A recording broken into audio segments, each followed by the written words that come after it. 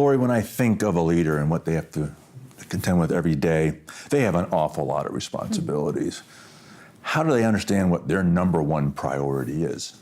Leaders that I've worked with over the years, this has definitely been one of those questions that it's like, oh my gosh, what is the number one priority? There are so many things that they have to deal with. And typically when I ask that question, the kind of answer I get is it's focusing on the shareholder. The profit, shareholder. Yeah, it's focusing on the customer. It's making sure that we get the greatest profit margin. It's the results that we're looking for. And it's really not that. Not that that's not important. It's more about focusing on the people. And I know Your team. Your team. That can sound a little cliche, so I want to talk a little bit deeper about it. It's not just focusing on people and your team, but it's focusing on making sure that they're empowered, they have the right environment to succeed. Because it's through people that we're going to get those results.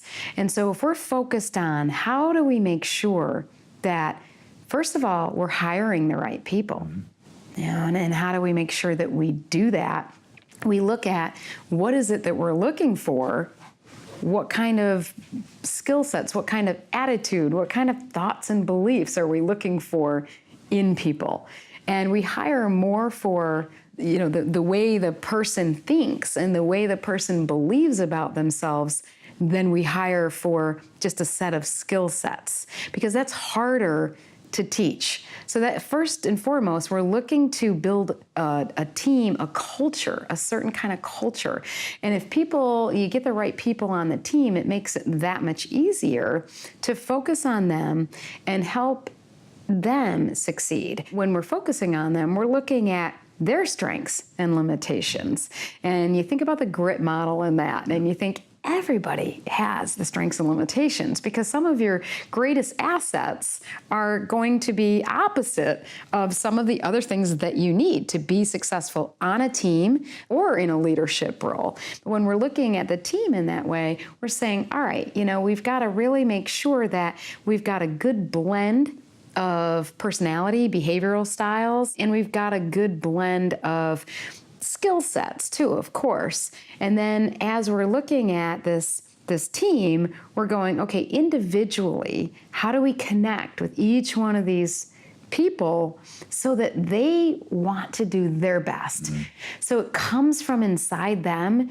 They're just automatically engaged and connected because the leader has made that team, that individual, and he or she as a leader, as a manager, as a CEO, whatever the position is, has really made it about people. The best results, the best teams that we see are the ones where people truly feel connected so much to that leader, so much to that manager, that they'll do anything. They'll go through fire for that person. The person asks for something, they don't even have to question it. They're not wondering, should they do it, shouldn't they do it? That leader takes away all the fear from that person because they've created this safe environment.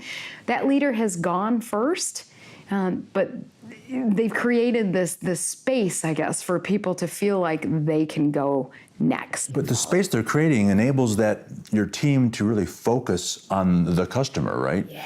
Which then takes care of all those other things that we talked about at the top. It's not that we're not focused on the customer and not focused on the bottom line and the profit margin and the shareholders, because of course that's very important. So we were talking about the number one focus. In essence, when we focus on people, it empowers them to be able to then take care of clients and customers. They're the face. I mean, think about it. When is the last time a CEO took care of a customer?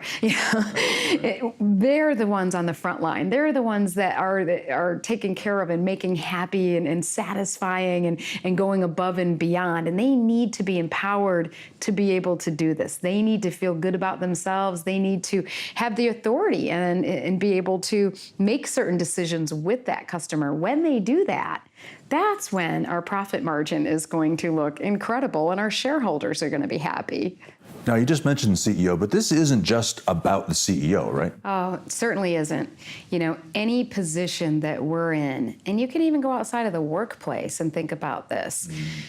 It's not always a formal leadership role. Leadership is more of a way of life. It's a way, you know, we're going to make a difference. It's up to us what kind of difference we want to make. And so when we think about the number one priority of a leader, it's really about connecting with another human being and making that person feel that they have the ability, the unlimited potential to reach where they need to go. And in essence, it's a win-win.